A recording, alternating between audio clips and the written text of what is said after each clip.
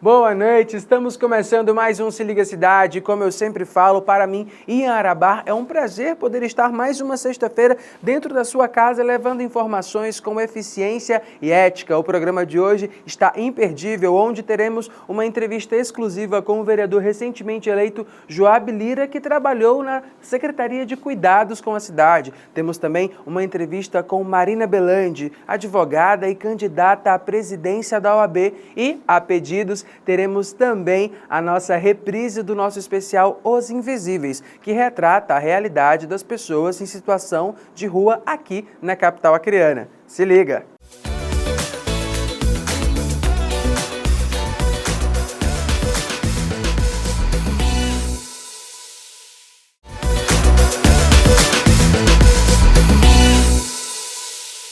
Confira agora a entrevista exclusiva do vereador eleito pela União Brasil, Joab Lira, ele que foi secretário da Secretaria de Cuidados com a cidade, que falou com exclusividade ao Se Liga Cidade sobre como pretende atuar enquanto parlamentar na capital acreana.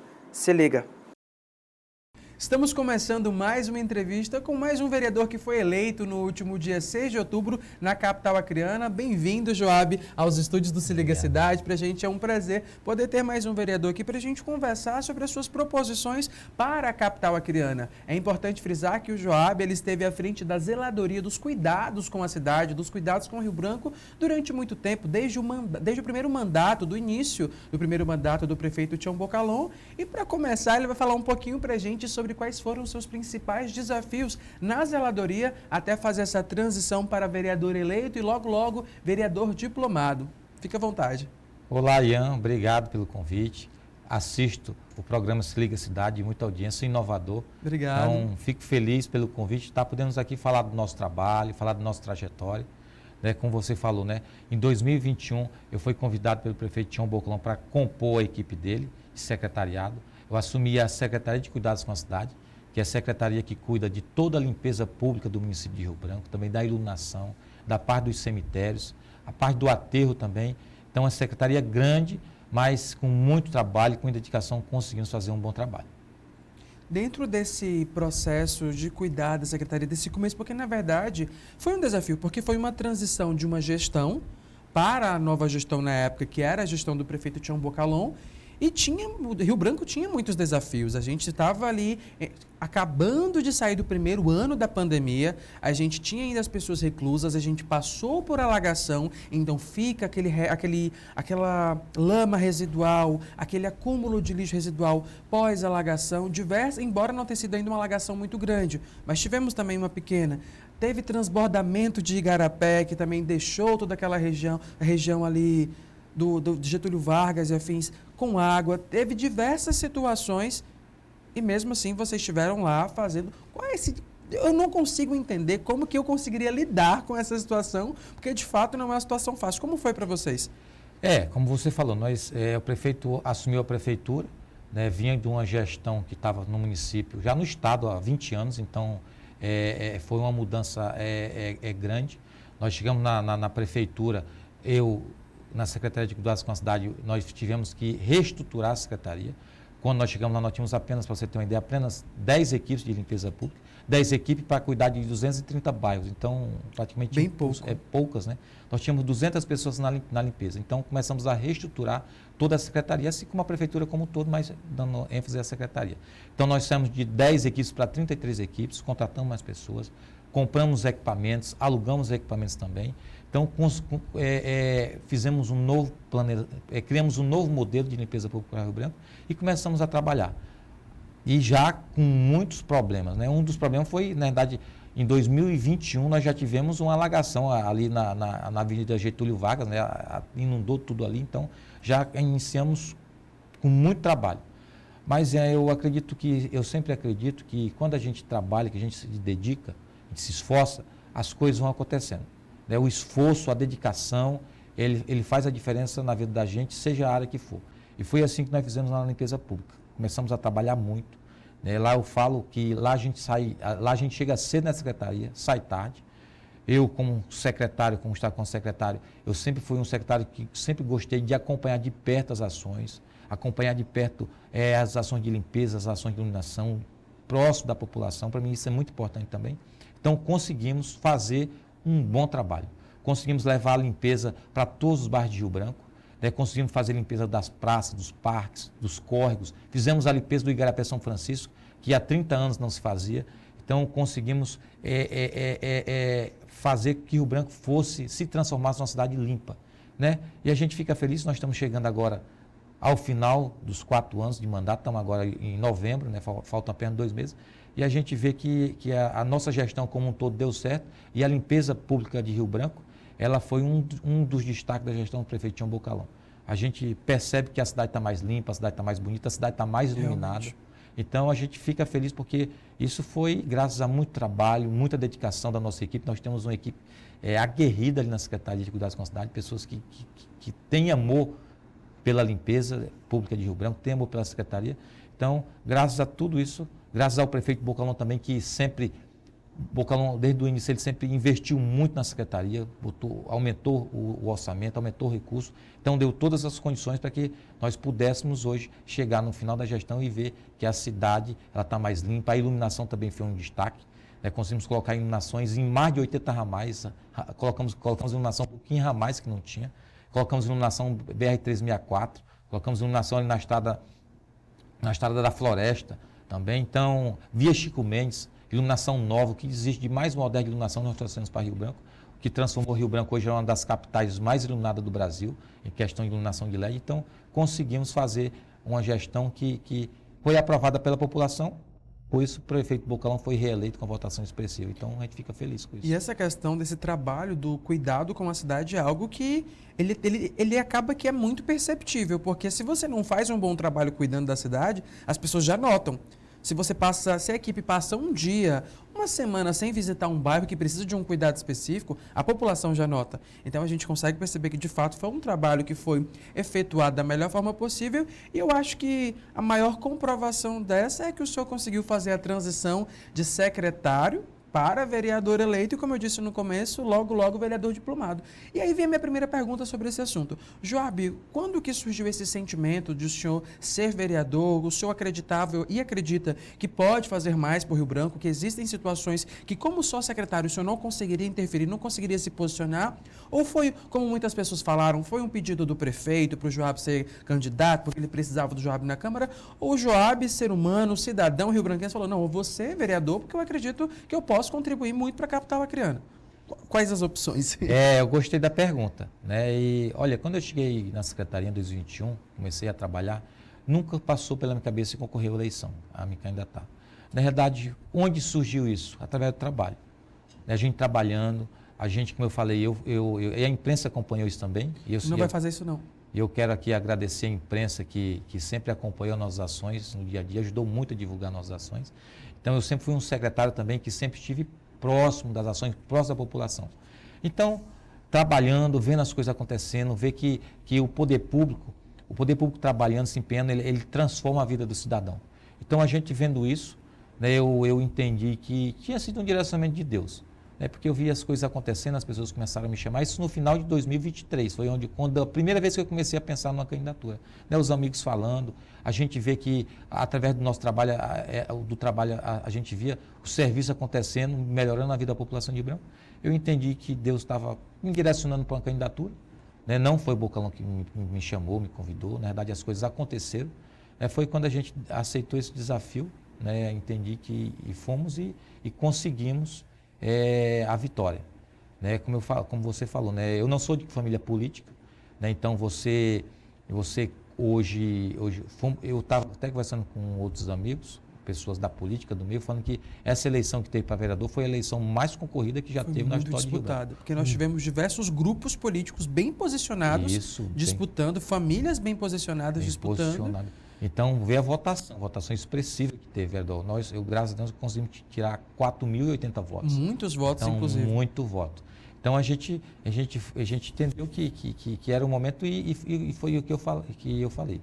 Devido ao trabalho, devido à dedicação, devido a gente fazer uma gestão próxima das pessoas, a população entendeu que realmente a gente quer continuar com esse trabalho, com essa dedicação, com esse cuidado com a população de Rio Branco, mas agora como vereador.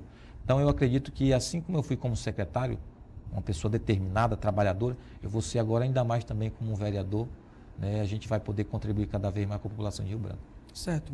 Ainda falando sobre a questão do prefeito Tião Bocalhon, muito especula-se que o senhor deva ser, caso, eu já vou entrar no próximo assunto, que é o assunto da presidência da Câmara, que o senhor talvez seja o líder do prefeito Tião Bocalhon na Câmara dos Vereadores, o que para todo mundo seria um processo natural, porque o senhor foi secretário durante a primeira gestão, durante o primeiro mandato do Bocalhon, possui uma boa relação e isso é muito necessário para que um líder represente um gestor. Só que aí quando começam a falar sobre isso, surgem preocupações no que diz respeito ao tipo de líder que o senhor poderia ser. Porque vejam só, infelizmente nós ainda temos na Câmara dos Vereadores um vereador que é líder do prefeito e que na maioria dos seus discursos ele é um tanto quanto ofensivo e a população o tem, não sou eu quem está dizendo, a população o tem como muitas vezes desequilibrado, não é à toa que ele não conseguiu se reeleger. Se o Joab fosse líder do prefeito, a gente poderia esperar um líder tal qual que nós temos hoje ou a gente poderia ter um líder que de fato representaria os interesses do prefeito que ele representa, mas também saberia a forma como lidar com a população, se comunicar e passar as mensagens. Porque vereador é isso, o vereador ele funciona como uma ponte entre a comunidade e a gestão. Eu acho que quanto mais vereadores nós tivermos que conheçam essa situação e entendam isso melhor. Me perdoe até pela pergunta, não quero lhe colocar em nenhuma sinuca de bico, porque eu quero saber que se o senhor for líder, qual é o tipo de líder que o senhor vai ser? Olha, primeiro você está falando do João Marcos, né? Eu acredito que o João Marcos fez um bom mandato, cumpriu bem o papel dele, né? Se posicionou. Eu acho que o político tem que se posicionar naquele que ele acha que é o correto. Que é que ele acredita que é o correto. Ele acredita até, né? Então, sobre a minha condição de ser líder, não pretendo ser líder do prefeito. Na realidade, União Brasil, sou de União Brasil, União Brasil fez 3 vereadores, né? Fizemos nessa aliança com União Brasil, com PP, com PL e outros partidos que apoiaram a reeleição do prefeito Tião Bocalhon. Lá atrás, quando o prefeito Bocalhon foi concorrer à reeleição, União Brasil foi um dos primeiros partidos a declarar apoio a ele, né? Inclusive o vice da chapa dele viria do União Brasil, mas quando o PP sinalizou que queria compor a aliança, nós abrimos mão dessa vice para o PP, que foi uma adesão muito acertada, né? Não é à toa que o prefeito foi reeleito, né? E com votação expressiva. Então nós agora, o União Brasil, ele na realidade conversando com o presidente da Municipal de União Brasil, Fábio Rueda, conversando com os outros vereadores eleitos de União Brasil, nós decidimos que União Brasil iria colocar um nome à disposição para concorrer à presidência da Câmara Municipal. E é isso que a gente tem feito, né? Nosso nome está à disposição. Eu tenho conversado de forma muito tranquila, conversando com os outros vereadores eleitos, dialogando. Como você falou lá atrás, eu sou do diálogo. Eu acho que muito importante isso. Tudo na vida a gente se constrói através do diálogo. Como eu falei, eu tive uma experiência muito grande, muito boa como secretário, né? Um dos maiores orçamentos da prefeitura, né? A Secretaria de Cuidados com a Cidade e a Limpeza Pública, como foi falado, é uma ação que ela atua diretamente na porta do cidadão. Então, a reivindicação, a cobrança, ela é muito grande. E diária. E diária. Então, a gente é acostumado com isso. Sou acostumado com cobrança, sou acostumado com as pessoas reivindicarem e através do diálogo e do trabalho, que também não pode ficar só no diálogo, tem que ter trabalho também, a gente conseguiu fazer uma boa gestão. E é isso que a gente pretende como vereador também, né? Conversando, dialogando, para que juntos, as pessoas às vezes perguntam, e eu vou aproveitar para falar, olha, por acaso, que eu acredito que nós vamos vencer juntamente com a aliança dos outros vereadores, a presidência da Câmara Municipal, isso seria um puxadinho da Prefeitura? De forma nenhuma. O Legislativo é um poder independente, é um poder harmônico juntamente com o Poder Executivo, mas tanto o Poder Executivo como o Poder Legislativo fortalecido, nós temos um bem comum, um propósito, que é o quê? Melhorar a vida da população de Rio Branco. Eu tive uma experiência muito boa como vereador. Andei em todos os bairros pedindo voto, falando nossa proposta, e o que a população quer o quê? Quer atenção.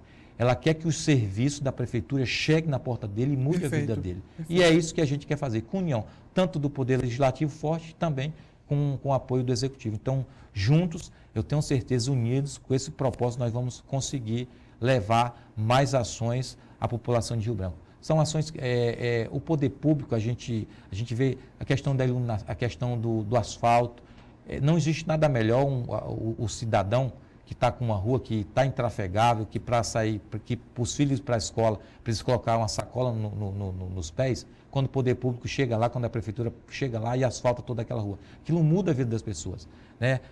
Muda, além da locomoção, muda também a questão de financeira. Um lote, uma casa que valia 150 mil, estando pavimentada, vai valer 200, 250 mil. Então, isso transforma Valoriza. a vida, valoriza. Então para ver a importância das ações do poder público. Então, é isso que a gente quer fazer. A gente quer fazer como vereador o quê? Ajudar para que essas ações cheguem na porta do cidadão e impactem positivamente a vida da população de Rio Branco. Perfeito. O senhor falou agora, o senhor citou, antes mesmo de a gente introduzir o assunto, em relação à questão da disputa à presidência da casa, a presidência da Câmara Municipal, que logo, inclusive, vai estar de casa nova, vai deixar de ser onde é, porque a nova sede já está bem encaminhada e logo a gente também vai mostrar para todo mundo ver. Como que está essa... Porque é uma movimentação diferente. A movimentação para se tornar vereador, para conseguir conquistar o voto das pessoas, é diferente da movimentação para conseguir conquistar o voto de colegas pares que também são vereadores. O senhor tá confiante, acha que pode sim chegar a encabeçar a presidência da Câmara, ou o senhor está sentindo ainda muita dificuldade? Assim, tudo aquilo, dentro daquilo que o senhor puder falar para a gente, porque como o senhor citou o assunto, acaba que se torna uma curiosidade de todo mundo que está assistindo. Sim, é tudo através do diálogo, né? Essa eleição, ela acontece na verdade após a posse, que vai ser em janeiro, então ainda vai ter muito... Cerca de 2 meses ainda. 2 meses, muito tempo ainda, né, até lá, mas tudo se constrói através do diálogo, da conversa, né? Como eu falei, buscando sempre fortalecer essa nova legislatura que vai ter, né? Pessoas novas que vão entrar agora também, como eu também, outros candidatos eleitos agora, outros vereadores eleitos também vão compor. Então, é através do diálogo, da conversa, né? Como eu falei, nós temos todos um propósito em comum, que é fortalecer o poder legislativo, para que possamos juntos fazer uma legislatura que possam levar os serviços para a população de Rio Branco, possa mudar para melhor a vida da população de Rio Branco. Isso é através da política. Então, eu acho que nós estamos nesse caminho, no caminho do diálogo, da conversa, para que a gente possa juntos nos unirmos e conseguirmos fazer cada vez mais pela população de Rio Branco. Joab, o senhor falou durante um período da nossa entrevista sobre as zeladorias, sobre os seus feitos dentro dos cuidados com a cidade, e eu trago agora para o senhor o questionamento no que diz respeito das suas principais bandeiras durante o seu mandato, porque veja só, querendo ou não, cada parlamentar, ele tem uma identificação maior com um determinado assunto, uma afinidade tanto por conhecimento técnico ou por uma afinidade de gostar mais daquele assunto e afins. E eu particularmente, enquanto cidadão rio-branquense, gostaria de conhecer quais são as suas bandeiras, as bandeiras que o senhor pretende, e quando eu falo bandeira, eu não falo de políticas ou algo do gênero, eu falo de bandeiras de levantar para defender determinada situação, não estou falando de ideologia, estou falando das bandeiras de defesa do Joab, saúde, educação, infraestrutura, cuidados com a cidade, que foi de uma parte que o senhor já saiu, empreendedorismo. Quais são as bandeiras do Joab? Pelo que o Joab vai, de fato, claro, o senhor vai estar ali representando um todo, mas quais são as principais causas de defesa?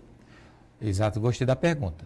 Na verdade, a gente quer, a nossa principal linha de defesa, de atuação, vai ser as ações básicas do cidadão. Questão do asfalto, questão da água é importante também, a questão do saneamento básico. Então, a gente fala que nós devemos, primeiramente, resolver as questões básicas do município para que depois a gente possa ir avançando. Uma questão também que eu gosto muito também é a questão do, e quero me empenhar com isso também, é a questão da geração de emprego, do fortalecimento Perfeito. da zona rural. A gente sabe que o agronegócio é onde tem se gerado emprego. A gente vê Rondônia, comparando Rondônia aqui com o estado do Acre, Rondônia tem crescido muito através do agronegócio, e é isso que a gente quer para Rio Branco também. O prefeito Tião Boclão investiu muito na zona rural, vai investir muito mais agora no segundo mandato, então a gente vai estar lá também ajudando, fortalecer a zona rural, porque a zona rural fortalecida, isso vai gerar mais emprego, isso vai transformar a economia do nosso município. Então, além das questões básicas do município, que a gente vai querer, como eu falei, foi feito muito asfalto, conseguiu colocar asfalto em muitas ruas, mas precisa levar esse asfalto para os outros locais que não chegou.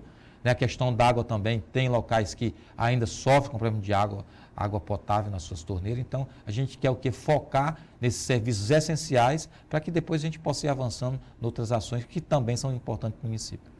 Ou seja, o seu mandato, pelo menos inicialmente, vai ser um mandato voltado para as necessidades de fato básicas da população e que é o que faz a diferença, querendo ou não. Porque uma pessoa que ela chega em casa, ela tem água para poder tomar um banho, ela tem água para lavar uma louça, o esgoto dela não está ali inundando o quintal que ela vive, a rua dela está asfaltada para ela sair com a moto, com a bicicleta, com o carro, ou então até mesmo a pé, porque a gente está chegando agora no verão brasileiro, mas no inverno amazônico, onde chove quase todo dia a partir de dezembro no Acre, e a gente fica com aquelas regiões que não tem um asfalto, uma via pública de tráfego ali ajustada, com pessoas que enfrentam certas dificuldades. Então o Joab se compromete a lutar por essas pessoas, a lutar por essas pautas, até porque, então, ou se eu entender como que funciona e ter uma boa relação com a gestão, fica até mais fácil o senhor falar, ó, essa comunidade aqui está sofrendo por isso, e eu acho que a gente tem como visitar, porque como o senhor foi da zeladoria, o senhor sabe até qual o caminho para facilitar a situação. Quando eu falo o caminho, eu não falo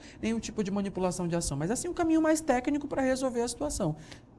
É exatamente isso. A gente, como eu falei, como fui secretário de uma pasta que está na porta do cidadão todos os dias, a gente conhece o sofrimento deles, sabe o que é você sair de casa e a rua não está asfaltada, enfrentar lama, no verão enfrentar poeira, sabe o que é a pessoa morar próximo de um córrego, ter a sua casa alagada quando vem as enxurradas. Então eu sei, eu conheço isso de perto, essa realidade de perto, e o sofrimento que essas pessoas passam. Então a gente quer o quê? Primeiro resolver esses problemas básicos, que ainda existe na nossa cidade, avançou muito, mas ainda existe, resolver esses problemas básicos e depois ir avançando em outras ações.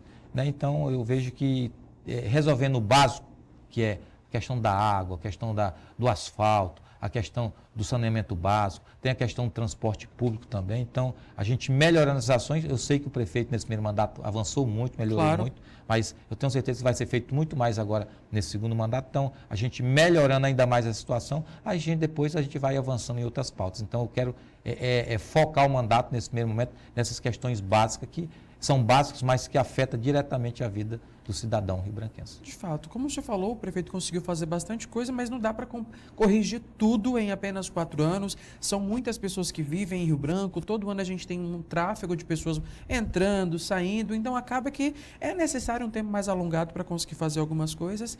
E por fim, porque o nosso tempo já está chegando ao fim, uma última pergunta eu acho que uma das mais importantes, o que a população de Rio Branco pode esperar do Joab enquanto vereador? Que tipo de vereador a gente pode esperar do senhor?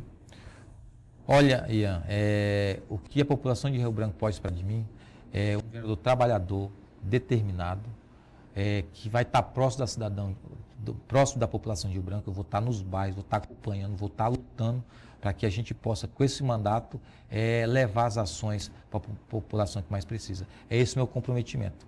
Eu quero chegar ao final desses 4 anos de mandato e as pessoas que votaram na gente, pode dizer, não, valeu a pena ter votado nele, porque Perfeito. É um cara trabalhador, esforçado, dedicado. E as que não votaram, por mais que não vote, mas diga, não votei, mas que ele é um cara trabalhador, dedicado, tenho que reconhecer que é. Então, pode ter certeza que esse vai ser o nosso compromisso, de trabalhar muito, se dedicar muito.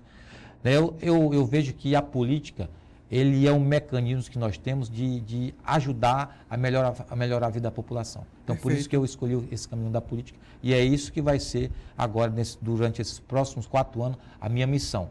Trabalhar muito para que a gente possa ajudar a população de Rio Branco. Ou seja, a política nada mais é do que uma ferramenta facilitadora do cotidiano, do dia a dia da população, de qualquer cidade que seja. Então, Joab, muito obrigado pela sua presença. Saiba que os cidades sempre estarão abertas para o senhor e daqui a 1 ano eu lhe convido para voltar aqui para a gente conseguir conversar sobre o seu primeiro ano de mandato, que se o senhor conseguir cumprir o que o senhor está disposto a cumprir, a gente tem certeza que Rio Branco vai ser muito bem beneficiado. Obrigado, Ian. Obrigado ao Se Liga Cidade, parabéns pelo programa, um programa inovador, que já é líder da audiência. E com certeza daqui a 1 ano nós estaremos aqui novamente, se Deus quiser, Deus vai me dar saúde para isso. E vamos estar falando das nossas ações e falar que tudo aquilo que a gente se comprometeu a fazer, nós vamos realizar. Obrigado mais uma vez.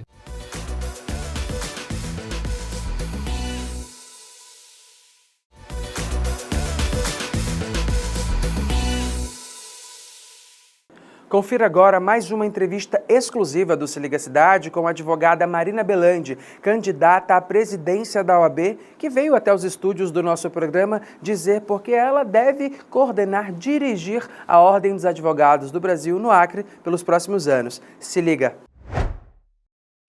Vamos agora começar mais uma entrevista, desta vez com a doutora Marina Belandi. Seja muito bem-vinda aos estúdios do Se Liga Cidade. Ela que é advogada e candidata à presidência da OAB, um feito um tanto quanto histórico só pela ousadia, porque não é comum que tenhamos mulheres disputando cargos como este. Então, antes de começarmos de fato, parabéns por essa sua iniciativa e, mais uma vez, seja bem-vinda aos estúdios do Se Liga Cidade e fala para o pessoal de casa que está nos acompanhando quem é a Marina. Porque, vejam só, existe uma diferença entre a advogada e a pessoa, mas por trás de toda advogada, todo advogado, existe um ser humano. Então, fala pra gente do ser humano, Marina, quem é a Marina, a pessoa, para que quem ainda não teve um contato via câmera direto assim, consiga conhecer um pouco mais de você. Ian, quero agradecer o seu convite e abrir esse espaço para falar um pouquinho da Marina e falar um pouquinho para a advocacia, né? Marina, eu sou advogada, sou mãe, esposa, como muitas outras advogadas, né? Tenho 42 anos e desse meu período na advocacia, eu tenho mais de uma década já de serviço prestado à advocacia, onde eu militei e milito até hoje, né? Embora não esteja na gestão atual, mas eu continuo colaborando da minha forma de Marina também, de dar assistência que eu, como advogada e como pessoa, entendo que devo estar Correto. presente, né? Eu iniciei em 2012, ali na Comissão de Prerrogativas, né? Que é uma comissão de assistência e prerrogativas da advocacia.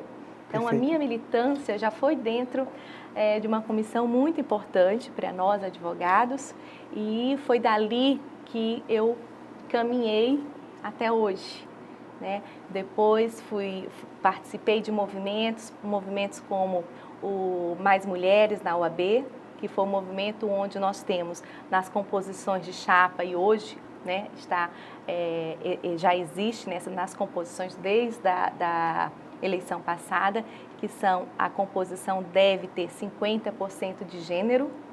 Então, assim, tenho essas causas que eu também ajudei institucionalmente, nós batalhamos, isso foi a nível nacional e não muito. Nós aqui da nossa seccional, as mulheres, né, também batalharam para isso.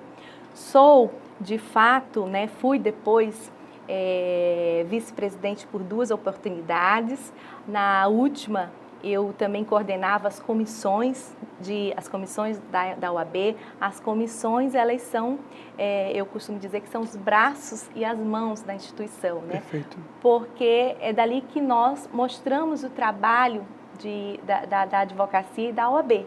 Né? Leva também os advogados para a sociedade, o advogado se apresentando em fóruns e os nichos, né, que nós temos, né, a advocacia criminal, a advocacia trabalhista, previdenciária e assim por diante. Como estão as ações sociais, criança e adolescente, pessoas com deficiência, pessoa autista. Então, são comissões que mostram a cara da advocacia e que são os advogados que fazem parte. Então, eu tenho um orgulho porque eu fui coordenadora também por 3 anos dessas comissões. Então, eu estive à frente de muitos projetos, né? E posso até citá-los, alguns que eu Claro, acho que por favor. é muito importante para nós, principalmente quando se fala hoje, muito se fala de uma disputa feminista, né? E realmente eu não posso negar, né, que eu sou mulher. E sou, sim, a primeira candidata, né, à presidência da OAB, com muito orgulho. E eu sei que nós faremos história, porque é histórico, são 92 anos, né, de seccional. Nós somos a OAB mais antiga do Brasil e nunca tivemos sequer uma candidata mulher. E hoje nós estamos tendo, né, eu coloquei o meu nome, foi muito bem aceito. Tenho se levantado pessoas para me ajudar, para estar comigo, e eu fui muito desacreditada, né? Como sempre, por vezes você é desacreditado quando você põe o seu nome por ser, muitas vezes, de fato, levantar a pauta feminina, porque é mulher, né? E outra porque me falaram que eu não tinha escritório grandes, que eu não tinha condições financeiras e que eu não tinha pessoas importantes para me apoiar. Mas quem é advogado, e eu que milito e que eu vivo da advocacia, que eu luto por uma advocacia melhor, nada disso foi empecilho. Como nunca foi. Se olharem minha trajetória como advogada e como militante dentro da instituição, vocês vão ver qual é a minha história. Minha história sempre foi estar presente e lutar por melhorias na advocacia, por estar presente nos piores momentos da advocacia. Nunca faltei a um desagravo que é representando ali o ato maior contra qualquer autoridade. Que desrespeitar um advogado ou advogada. As nossas prerrogativas, que quando desrespeita aquele advogado, ele não está desrespeitando só aquele advogado, ele está desrespeitando a advocacia inteira. Perfeito. Nunca faltei a um desagravo na minha vida, porque eu entendo que nós precisamos sim estar naqueles momentos ali, fortalecendo ainda mais e mostrando a nossa cara. Nunca faltei, inclusive nessa atual gestão, estive presente nos 2 únicos desagravos que nós tivemos, estive presente também neles, porque... Eu acho que teve um que foi esse ano de uma advogada, que a polícia acabou invadindo a casa, adentrando, na verdade, a residência dela. E que ela foi agredida dentro da delegacia. Isso, exatamente. Isso. Foi esse um. E o outro foi o fato de que nós, advogados da área criminal, fomos taxados de pombo-correio após o episódio que teve no nosso presídio de segurança máxima. Me recordo. Algo que nós temos que realmente combater e que não é aceito por nós, advogados. Perfeito. Então, isso. E sim, eu fui uma das que disse que deveríamos ter, sim, um desagravo e estive presente também naquele desagravo.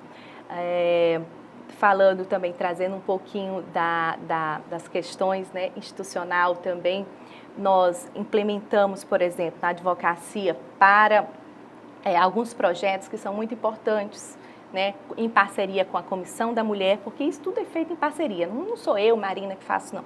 Isso é o quê? A advocacia, o nosso coletivo. Existe um grupo de pessoas, como nós conversamos hoje mais cedo, ninguém faz nada sozinho. Não. Aqui, logicamente, que nós colocamos o nosso nome para estar à frente da administração da instituição, algo que eu também conheço muito bem. Perfeito. Né? Algo que eu conheço muito bem da administração da instituição. E então, assim, isso tudo é construído. Por exemplo, nós tivemos alguns projetos que são muito valiosos para nós, que são conquistas. E isso vem desde da gestão da qual eu fiz parte anteriormente, que são projetos projetos de ajudas a mulheres que que tiveram violência doméstica, né? Assistência jurídica, assistência muitas vezes psicológica também. Então, isso foram projetos que nós criamos, né, analisando o nosso contexto, analisando o que acontecia com nossas advogadas, analisando o que acontecia com as nossas mulheres, e foram projetos como esse, o Outubro Rosa, onde nós trazemos o quê? Consultas, exames para essas mulheres. Isso tudo iniciou em gestões das quais eu fiz parte, de fato. Perfeito. E eu sempre tive minha visão voltada para esse cuidado com a advocacia. Quem me conhece e quem já teve a oportunidade de conhecer algumas coisas que nós fizemos, com certeza vai lembrar de várias situações da qual nós iniciamos. E hoje, né, eu tenho a oportunidade ainda mais de trazer o meu nome, Marina, trazer os projetos que eu entendo que eu, como advogada, preciso e como a advocacia precisa. E esses meus projetos, o meu plano de gestão, ele foi criado ouvindo a advocacia. Desde o advogado iniciante até o mais experiente. E eu, como uma advogada que milito, né, que tenho conhecimento prático, que eu sei o que é ir numa delegacia, o que é no balcão do fórum, o que é estar num presídio, né? Eu tenho esse conhecimento, o que é estar nos tribunais, o que é lutar tanto por alvará, porque se eu não receber meus alvarás, eu não pago as minhas contas, meus boletos chegam, eu tenho compromissos financeiros também, e eu também tenho que dar resposta muitas vezes para os meus clientes. Perfeito. A senhora falou, até desculpa, mas a senhora falou de um ponto interessante que é relacionado à advocacia criminal. E um ponto que eu acho que tem que ser questionado é: muitas mulheres que atuam na advocacia criminal acabam encontrando por diversas vezes diversas barreiras, desde a forma como são tratadas nas delegacias de fato, a validação, a acreditação que é colocada em cima delas em condição do gênero. E eu não posso deixar de perguntar para a Marina, candidata à presidência da OAB, e enquanto mulher, quais serão as suas primeiras ações em relação a isso, não para facilitar, mas para que a mulher da advocacia criminal sinta-se valorizada e, acima de tudo, sinta-se que ela tem um espaço que ela possa receber apoio, um apoio efetivo, caso dentro da atuação da advocacia criminal, ela não sinta que ela foi respeitada como deveria. O que a Marina pretende fazer sobre isso? Pois é, nós também temos, e isso foi criado também, eu não sei como está hoje, mas nós temos uma ouvidoria da mulher advogada, nós temos as prerrogativas da mulher advogada, que é algo que nós também implementamos várias situações e precisamos sim fortalecer, desde que uma vaga em estacionamento, nos fóruns, em delegacia, onde nós conseguirmos, e fato, eu tive uma violação de prerrogativas como mulher, onde eu fui chamada de égua dentro da delegacia. E naquele momento, logicamente, você luta por isso, né? E eu não estava numa posição de me fazer de vítima, né? Em hipótese alguma. Eu teria que sim mostrar que eu tinha força para lutar contra aquela violação que estava sendo feita à minha pessoa dentro de uma delegacia. Isso é custoso. Acho que foi o maior desagravo que nós tivemos no estado do Acre, foi esse. Porque, de fato, o que aconteceu foi muito grave, né? Mas que as mulheres, elas sejam, sim, respeitadas, né? Nós estamos ali para trabalhar, né? E ninguém vai na delegacia 9, 10 horas da noite, deixa o seu filho, muitas vezes, em casa, para passear. Nós estamos lá trabalhando. Então, o mínimo que se espera do profissional que nos atenda é um respeito. Perfeito. Né? O respeito é, de fato, nos atender com como um servidor, né? Com respeito e cordialidade, que é isso que nós procuramos. Infelizmente, nós temos casos, sim, como foi o caso que nós citamos anteriormente da colega, né? Que dentro das repartições também sofreu e depois, posterior, teve um desagravo em favor dela, né, e de toda a situação que aconteceu. E não é só isso, né? Nós ainda temos que ouvir, né, algumas piadas, a gente escuta mesmo. E muitas vezes nós temos que deixar de lado. Isso é rotineiro na vida das mulheres, né, e da advogada, e a advogada criminalista ainda mais, porque muitas vezes se confunde nós, advogadas, com os crimes dos nossos clientes. O que é um erro, porque Isso. Advogado não representa crime, advogado não está ali para poder defender o crime, ele defende os direitos constitucionais da pessoa que está sendo acusada de tê-los cometido. Isso é diferente. Isso. Não é? Só que as pessoas comumente acabam criando essa interpretação errônea. Doutora Marina, uma outra pergunta para a senhora. A senhora está no meio de um pleito concorrendo à presidência do OAB, pleito esse que está muito disputado, uma disputa muito acalorada dos dois lados, todos os lados assim, vamos ganhar, o outro vamos ganhar. E a pergunta que eu tenho para fazer para a senhora, na verdade, é: qual a diferença da chapa da Marina para a outra chapa? Por que a sua chapa deve subir as escadas para comandar a OAB em relação à outra? Primeiramente, essa pergunta vem assim, do meu compromisso com a advocacia, né? E de que tudo que eu coloquei no plano, nosso plano de gestão, eu cumprirei, né? Já começo por aí. Eu sou uma pessoa que eu cumpro todas as promessas que eu faço. E quando eu falo em falar com a advocacia, em prometer algo para a advocacia, ou então dizer que eu faço, eu faço. Isso aí vocês têm certeza, e quem já me viu trabalhar pela advocacia sabe disso. Custe o que custar, serão cumpridas todas as minhas promessas, porque eu não faço promessas eleitoreiras. Começo por aí. Eu, ao contrário, né, como você perguntou do meu adversário, que fez inúmeras promessas, por exemplo, 70% das promessas feitas na campanha passada não foram cumpridas. Então, nós já começamos com essa situação, né? Se você promete algo, você tem que entregar. Correto. Tá? Outro, não se prometa para a advocacia o que você é conhecedor de que você não é capaz de fazer e que você não pode por dever. Né? Um exemplo que eu dou aqui é a questão da anuidade zero para a jovem advocacia. Né? Isso foi um estelionato eleitoral com jovens advogados.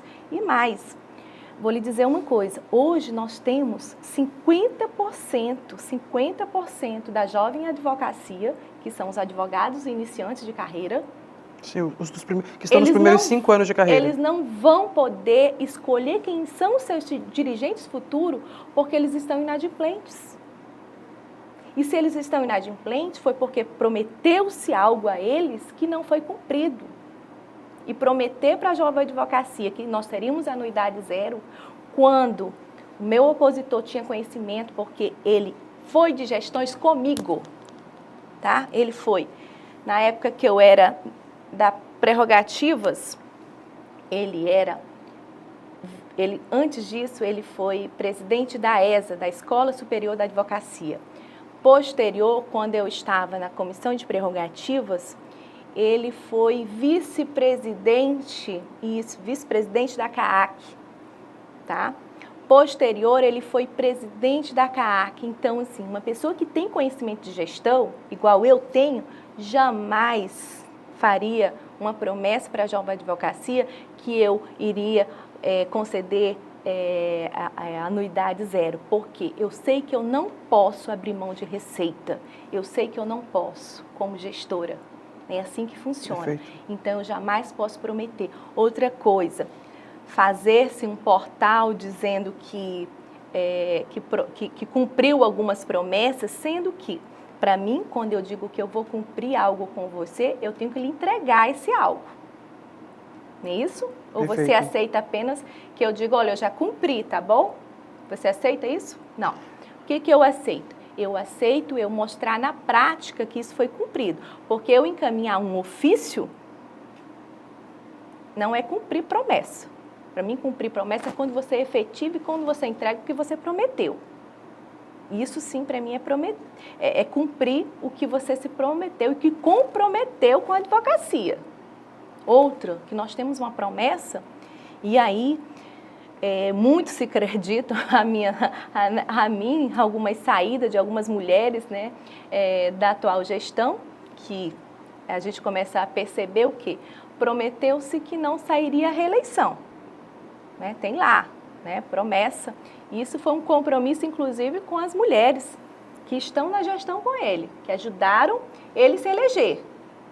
E a outra promessa, que sai muito mais cara, eu acho, a essas mulheres, que hoje ela vê uma outra mulher sendo opositora dele, fazendo, enquanto que seriam elas as candidatas, né, que se prometeu que seria uma mulher, né, que ele apoiaria uma mulher, né, que seria uma mulher de dentro da gestão dele. Perfeito. Mas o que nós vimos ultimamente são mulheres, e mulheres de posições importantes dentro da instituição. Nós tivemos uma presidente da CAAC que não caminhará na chapa com ele, desistiu, né? E já disse que não apoiaria. Nós temos uma das presidente de uma das comissões mais importantes que nós temos dentro da nossa instituição, que é a Comissão de Prerrogativas, que também não está mais, renunciou ao cargo, entregando a comissão e não caminha mais com ele. E agora, ontem, tivemos uma conselheira federal que também, né, abriu uma carta aberta à advocacia, onde também disse que não caminhará mais com o atual gestor, né, que é o meu opositor. Algo está acontecendo com essas mulheres. E não me venham dizer que é porque eu ou alguém amando tem essas situações, porque isso é o quê? Isso eu digo para a advocacia. Olhem bem as promessas que foram feitas e não foram cumpridas, né? Primeiro se fez promessas à própria advocacia, depois você faz promessas para quem anda com você, para quem está ao seu lado, e eu cumpro. Eu anoto todas as minhas promessas, tudo que for o advogado, doutor, eu gostaria de fazer parte da comissão X, eu anoto o nome dele, doutor, está anotado. Quando lá estivermos, com certeza o senhor será convidado a participar das nossas reuniões e assim nós iremos caminhar. Então, assim, eu acho que são compromissos. Se você faz um compromisso com as pessoas, você tem o dever de cumprir. Perfeito. E isso vocês podem ter certeza, advocacia, que eu tenho palavra e eu honro, porque é a única coisa que eu tenho e eu irei honrar com toda a advocacia. O meu plano de gestão está aqui, as pessoas, vocês podem olhar os nossos conselheiros, as nossas conselheiras, as pessoas que estarão representando a advocacia, como também vivem da advocacia, também tem esse sentimento, né, de que nós precisamos sim mudar os rumos da advocacia. Eu não tenho medo de me indispor com a autoridade, eu não tenho medo de me indispor com as pessoas. Por quê? Porque eu sei o que é ser advogado, eu sei o quanto me custa, muitas vezes, abrir mão de algumas prerrogativas. E eu jamais abrirei mão de prerrogativas ou de lutar pela advocacia, em qualquer circunstância que seja, contra qualquer autoridade também. Perfeito. Por último, porque o nosso tempo acaba sendo um pouco curto, o que eu tenho para perguntar para a senhora para você, na verdade, qual é a principal proposição, ou então quais serão as primeiras ações da Marina no que diz respeito à jovem advocacia? A senhora citou a jovem advocacia, que de acordo com a senhora receberam promessas que não puderam ser cumpridas, mas e a Marina? O que a Marina vai fazer pela jovem advocacia? Muito bem. A jovem advocacia é uma advocacia que eu gosto, eu amo, porque eu gosto muito de participar dos grupos deles, eu ando muito com eles, né? A gente sempre faz encontros, né? Almoço, e eu gosto disso. E a jovem advocacia é como um filho, né? Que nós temos que ali cuidar naqueles primeiros anos. Primeiramente, quero dizer à jovem advocacia que nós temos projetos belíssimos. Um deles, eu vou citar só alguns, porque são vários e a gente já pensa até como fazer, né? Como executá-los. Como executá-los. E um deles é o projeto Minha Imagem, né? A Minha Imagem, que é desde das fotos profissionais, cartão, com toda essa parte, papelaria, né? O papel timbrado, essas questões que a gente sabe que para um advogado iniciante é caro e que a OAB deve sim estar disponível esse auxílio para eles. O outro é a minha primeira audiência, que é algo que é bom, porque o advogado, o meu projeto Minha Primeira Audiência, ele não é só a primeira audiência, né? A gente fala primeira audiência, mas é um contexto todo. É um contexto todo. Imagina um advogado que vai fazer a primeira audiência, muitas vezes ele não tem experiência. Ele não trabalhou no escritório de advocacia, ele não sabe nem como fazer, muitas vezes, uma procuração, porque ele não tem essa experiência. Então, de fato, ensinar esses primeiros momentos da advocacia. Acolher, né? Acolher, e esse acolhimento, ele tem que vir de forma eficiente, né? Eu dizer que eu acolho é muito simples. Nós temos um projeto também, que é o projeto do certificado, né, por 99 centavos. A gente sabe que hoje todos nós precisamos de um certificado digital, custa R$130. Mas para quem está começando... Para quem está começando, é difícil. Perfeito. Então, assim, nós temos muitos projetos para a jovem advocacia. O outro é não fazer cobranças de palestra, de cursos, porque isso cria uma barreira para o jovem advogado, né? Quem está iniciando a carreira já sai da faculdade muitas vezes, né? Você que é acadêmico, não sei se é o caso, mas nós sabemos que o advogado que sai da faculdade, muitas vezes ele financiou a faculdade. Então, ele vai continuar pagando ali por um período. Então, assim, será que é justo eu cobrar anuidade e ficar cobrando por palestra, cobrando por cursos, que são cursos que são bons para aquele profissional, que vai melhorar a advocacia dele? Entendeu? Então, assim, eu entendo que nós não devemos cobrar, nossos cursos não serão cobrados. E outra, faremos cursos online, para a advocacia do interior também possa ser mais participativas, levar mais a OAB também para o interior, né? Eu tive recente em algumas comarcas aqui do interior, então assim, e você sente essa necessidade da advocacia. Uma outra questão que a gente tem também é a central de prazos, né? Essa central eu também fui gestora, né? Gerenciava de certa forma com outros colegas, mais 5 colegas, que é algo muito bom para toda a advocacia, não só para a advocacia iniciante, mas para todos os advogados em comum, né? Que são o quê? Agilizar as nossas demandas. Muitas vezes você está ali há meses aguardando uma sentença, meses aguardando um alvará, então isso o advogado ele demanda para a instituição e nós vamos até o juiz. Perfeito. E isso funciona muito bem na prática.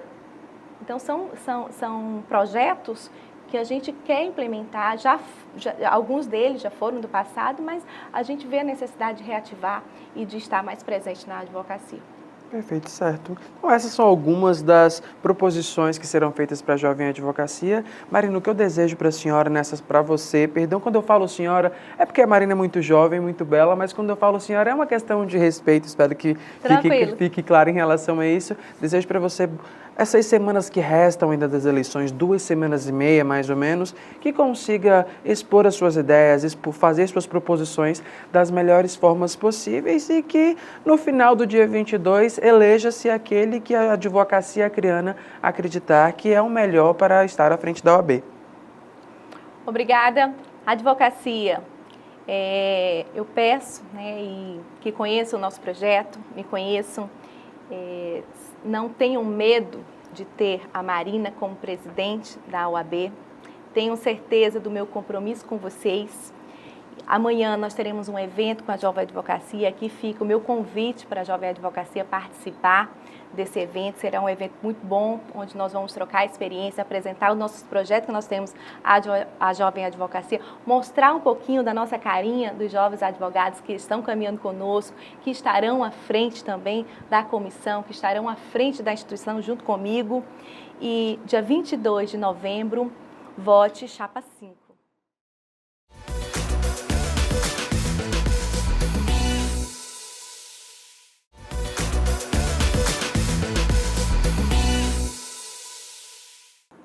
A pedidos, vamos reprisar agora o nosso especial Os Invisíveis, que retrata a realidade das pessoas em situação de rua na capital acreana. Situação esta que tem se tornado cada vez mais insustentável em todo o nosso município. Se liga. Alguma vez você já se sentiu invisível?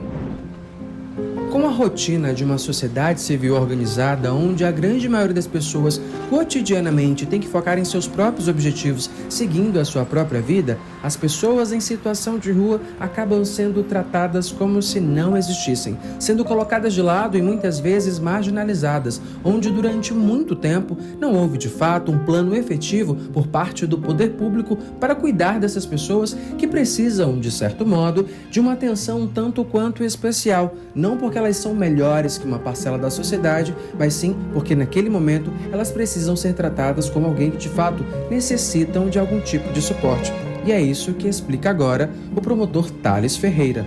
Dr. Thales, nós compreendemos que existe um grande número de pessoas em situação de rua no nosso estado e que o Ministério Público, como sempre, vem trabalhando para poder trazer dignidade para a população, e a gente entende que não é só porque a pessoa está em situação de rua que ela também não possui direitos. E agora o Ministério Público está trabalhando no plano Ruas Visíveis. O que exatamente é esse plano? Bom, no ano de 2023, o ministro Alexandre de Moraes, numa arguição de descumprimento de preceito fundamental, que a gente chama de ADPF, que é a ADPF número 976, ele determinou uma série de providências a serem tomadas tanto pelo governo federal, estadual e municipal no que diz respeito aos direitos da população em situação de rua.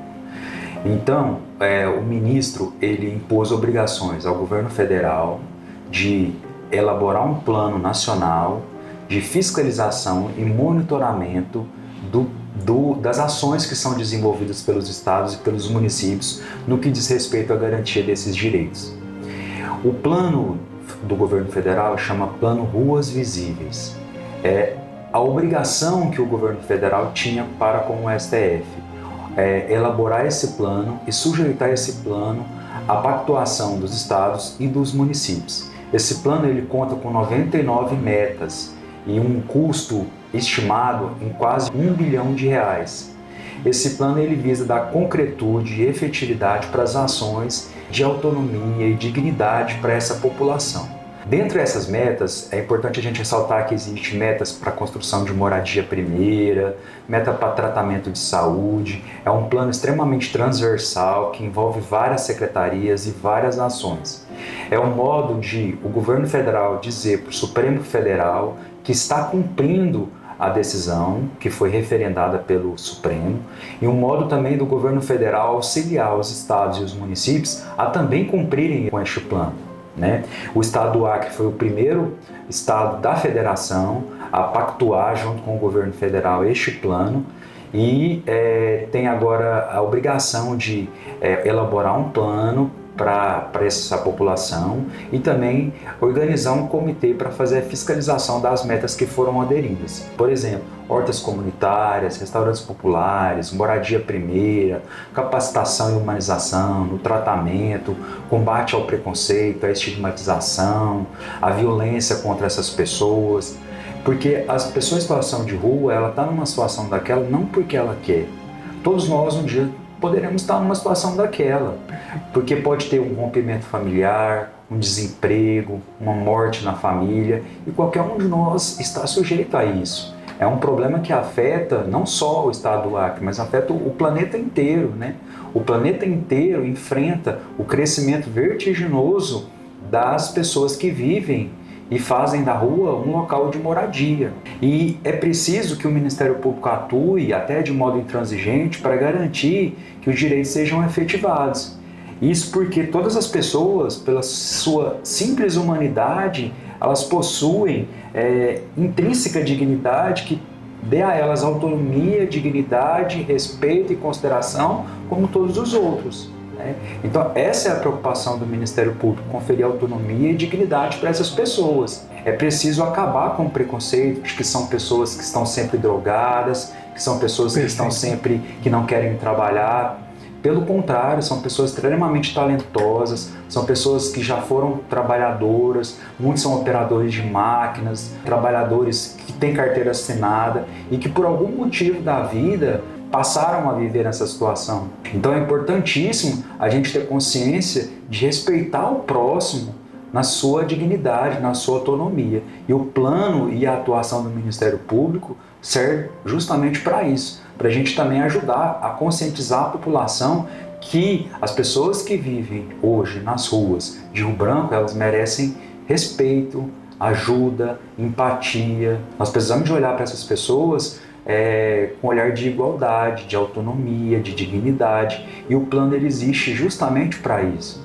Dr. Tales, um outro ponto interessante e que foi ventilado recentemente nos veículos de comunicação local do nosso estado é que, de acordo com dados fornecidos pelo Observatório de Pessoas em Situação de Rua, nós temos no estado do Acre cerca de 412 pessoas em situação de rua de quase 1 milhão de habitantes no nosso estado.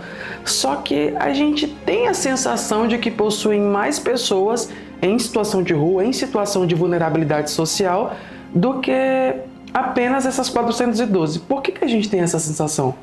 Esses números que se referem a 412 pessoas em situação de rua no estado do Acre, eles são números que são oriundos do CAD único, do Sistema de Registros do Governo Federal. Não se trata de um censo a respeito e específico para essa população. Inclusive, uma das metas do programa Ruas Visíveis no ano de 2025, realizar um censo nacional para a gente poder contabilizar de uma forma mais exata o quantitativo dessas pessoas e quem são essas pessoas. Esses números são números provisórios, muitas vezes subestimados, provenientes, repito, do CAD único, do número de pessoas que recebem Bolsa Família, que recebem alguma assistência do governo, pessoas que passaram pelo SUS. É uma interconexão de número de pessoas que são usuárias dos serviços públicos, e eles chegaram nesse número de 412, mas a gente sabe que não é um número real, que não é um número que reflete a realidade das cidades brasileiras, não só de Rio Branco, mas das cidades brasileiras como um todo. Então, o censo que será realizado pelo Ruas Visíveis vai nos dar uma proporção melhor, mais significativa e mais exata do quantitativo dessas pessoas.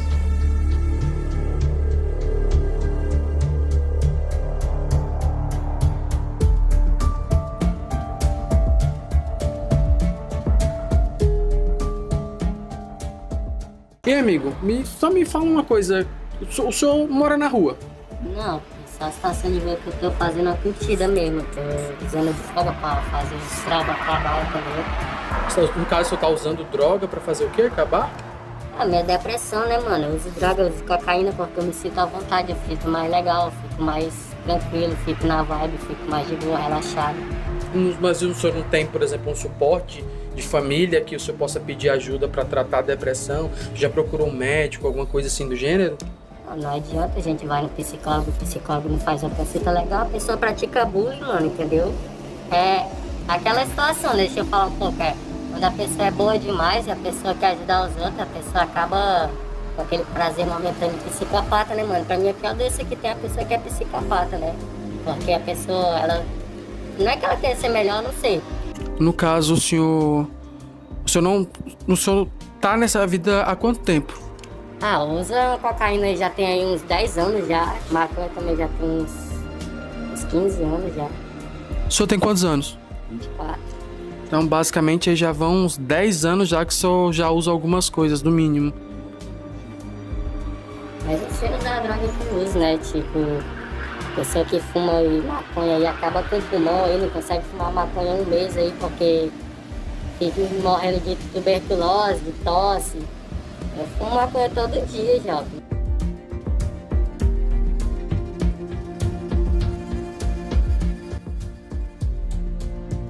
A gente está na madrugada do dia 18 de julho de 2024. Vocês já puderam perceber aí que, de fato, tem bastante pessoa em situação de rua aqui em Rio Branco. De noite elas se movimentam muito mais. E agora a gente vai mostrar um outro lado, sabe? Um outro retrato do que de fato acontece, que é o impacto na criminalidade que essas pessoas em situação de rua acabam por ter no que diz respeito a alguns furtos que acontecem em algumas zonas comerciais em Rio Branco, especialmente na região do bairro Bosque, que é o que vocês vão ver agora.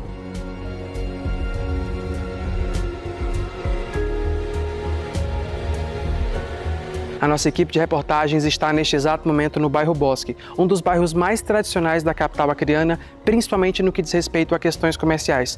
Esta região, infelizmente, é mais uma das que vem sofrendo intensamente com os crimes que são cometidos por moradores de rua, que acabam cometendo furtos aqui na região, prejudicando não só o comércio local, mas também gerando prejuízo financeiro para alguns empreendedores. Vocês verão agora imagens que foram cedidas para a nossa comunicação, para que vocês vejam as ações criminosas destes moradores de rua que acabam não tendo nenhum tipo de punição.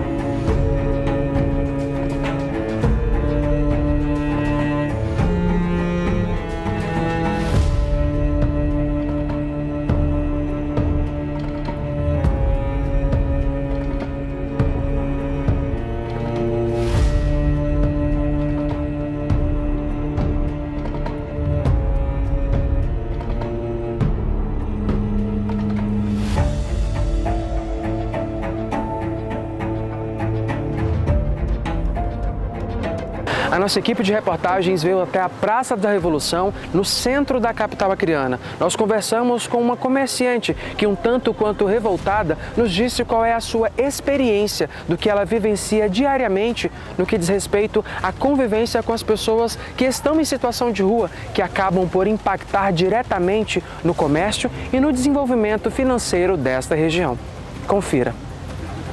Vocês trabalham aqui nessa região central de Rio Branco, vendendo na parte do comércio há mais ou menos quanto tempo? Quantos anos? uns 10, 12 anos com a praça já reformada, né? Porque antigamente era nos carrinhos. Certo. Mas nessa praça há uns 10 anos já. E nesse meio tempo de lá para cá, essa questão dos moradores de rua presentes na região tem impactado no comércio de vocês? Tem impactado no que vocês estão fazendo? Como que está acontecendo isso? Tem impactado bastante e com o decorrer do tempo só vem aumentando. Porque uns tempos atrás era poucos, agora é bem mais moradores de rua, bem mais agressivos, bem mais violento, tipo, eles atacam os clientes de forma violenta mesmo, sujos. É uma completa assim, uma coisa que não dá nem pra gente explicar e a gente não pode fazer nada, né? Isso interfere nas vendas de vocês, interfere no lucro? Algum dia vocês, por exemplo, perderam todas as vendas, não conseguiram vender porque tinha moradores de rua interferindo nessa situação? 100%, porque hoje em dia a gente tem que vender praticamente mais por entrega, por aplicativo, pagando taxas abusivas, porque os nossos clientes mesmo vêm e dizem que não gosta mais de vir na praça porque não come em paz, porque quando não é um pedindo, é outro tipo ameaçando e não tem um policial no meio da praça nem para ele se sentir seguro, então ele não vem mais no meio da praça. E é até interessante que a gente está numa noite que está bem fria, e geralmente as noites daqui de Rio Branco que eram frias, a praça ficava lotada. Isso. E hoje foi até uma surpresa que a gente teve, que ela tá vazia. Isso, porque é assim, a gente que convive com eles, a gente sabe que alguns não atacam, mas uma pessoa que não convive, ela tem medo, né, de chegar, ele puxar uma faca, de ele atacar, tipo, tem gente que traz criança, aí tá no meio da praça com a criança, aí chega um seminu na frente da criança, então os pais já evitam trazer, aí por causa disso a venda caiu, bora dizer que hoje em dia é 80% a menos do que era anos atrás. Entendi. E aí a gente já conversamos com o policial, já conversamos com o poder público, aí fala que a gente tem que fazer um abaixo-assinado para ter uma guarnição no meio da praça. Só que em dezembro tem guarnição no meio da praça e o restante dos meses não tem ninguém, que nem você tá vendo agora que não tem um policial aqui. Que nessa semana mesmo teve um assalto ali no banco, o homem de rua saiu arrastando a mulher no meio da praça para tomar o celular. Nós ligamos para a polícia uns 10 minutos depois que a polícia veio chegar. Ou seja, não pôde fazer absolutamente nada. Já tinha acontecido, Isso. a vítima já tinha sido... Já estava ali toda rasgada no meio da praça sem poder fazer nada. E não é a primeira vez. Aqui a gente mesmo, a gente paga segurança, porque senão a gente era assaltado direto aqui. Assaltado não, a gente era roubado direto. E assim, pra gente finalizar essa conversa, porque vocês também têm que voltar a trabalhar com o pouco que vocês estão conseguindo, o que vocês assim mais gostariam que acontecesse? Qual é a esperança que vocês têm pro negócio de vocês aqui no centro diante dessa situação? Que o poder público olhasse para nós, pudesse trazer menos 2 policiais no meio da praça. Sei que os policiais também não podem fazer muito, né, por causa que eles também são seres humanos e tal, mas para a população se sentir pelo menos segura, que a polícia está no meio da praça, o cliente ele tem até coragem de dizer um não, porque muitas vezes eles dão com medo de acontecer, eles fazer algo, e eles vendo um policial, eles vão ter mais segurança. Só isso que a gente queria, que o poder público visse pra gente, porque a gente também paga imposto, a gente está aqui lutando para pagar nossas contas.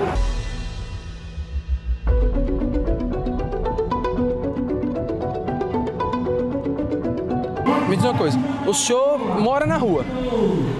Moro. Há quanto tempo? O senhor consegue se recordar? Eu comecei a morar na rua, eu tinha 5 anos de idade, eu sou de 1977. Quase de quantos anos eu tenho? O senhor já tem um pouco de idade. O senhor tem alguma família aqui? O senhor não tem? Tenho.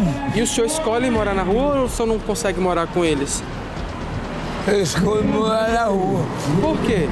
Porque eu sou pai de família, eu tenho 6 filhos. E o senhor, mesmo o senhor sendo pai de família, o senhor escolhe morar na rua? Porque antes de você ter uma mulher, eu ia morar na rua. Calma, eu tô Entendi. Mas o senhor nunca cogitou não morar na rua, por exemplo? Não gostei. O senhor prefere então ficar na rua? Na rua. Mas por quê? Porque Deus é bom e o diabo não presta. Qual é a coisa mais difícil que o senhor enfrenta na rua? Eu dormindo e um cara me acordando com a faca. E eu com teçado e cortado. Entendi. O senhor espera algum dia poder sair disso ou tá tudo bem pro senhor viver como tá? Pra mim tá tudo bem, em nome de Jesus.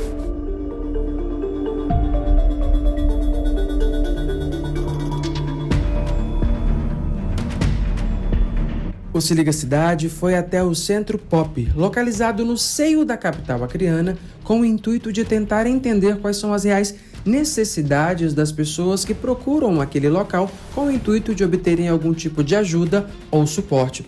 Um ponto importante que vale a pena ser destacado é que a nossa equipe de reportagem sofreu uma intensa retaliação por parte das pessoas que ali estavam recebendo alguma ajuda. Pessoas estas que, em sua grande maioria, encontravam-se em situação de rua. Um outro ponto importante que deve ser esclarecido por nossa equipe de reportagens é o fato de que a direção do local negou-se a conversar com a nossa equipe de reportagens, não querendo esclarecer qual é de fato a ajuda que é fornecida para as pessoas que ali buscam algum tipo de auxílio.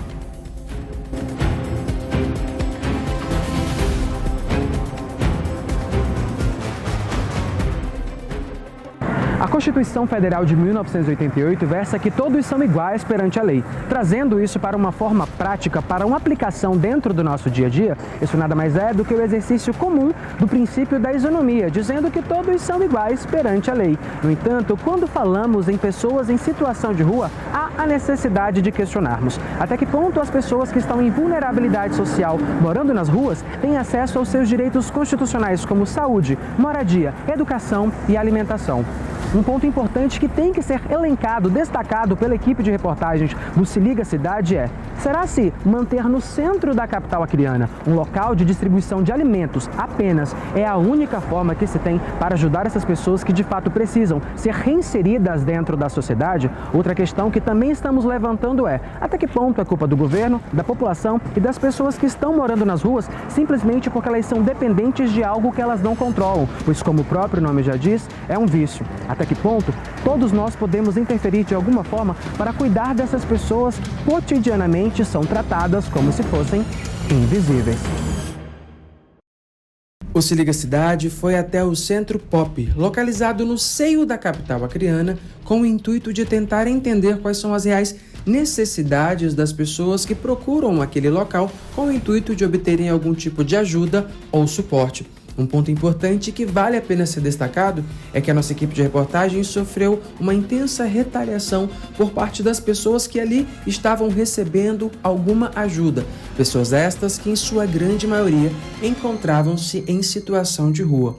Um outro ponto importante que deve ser esclarecido por nossa equipe de reportagens é o fato de que a direção do local negou-se a conversar com a nossa equipe de reportagens, não querendo esclarecer qual é de fato a ajuda que é fornecida para as pessoas que ali buscam algum tipo de auxílio.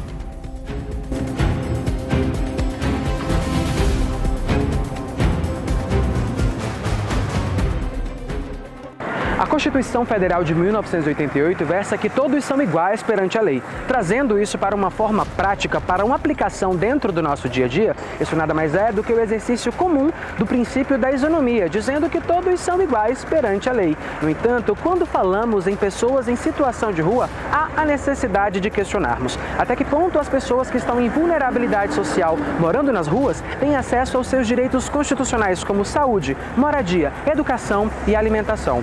Um ponto importante que tem que ser elencado, destacado pela equipe de reportagens do Se Liga Cidade é: será se manter no centro da capital acreana um local de distribuição de alimentos apenas é a única forma que se tem para ajudar essas pessoas que de fato precisam ser reinseridas dentro da sociedade? Outra questão que também estamos levantando é: até que ponto é culpa do governo, da população e das pessoas que estão morando nas ruas simplesmente porque elas são dependentes de algo que elas não controlam, pois, como o próprio nome já diz, é um vício.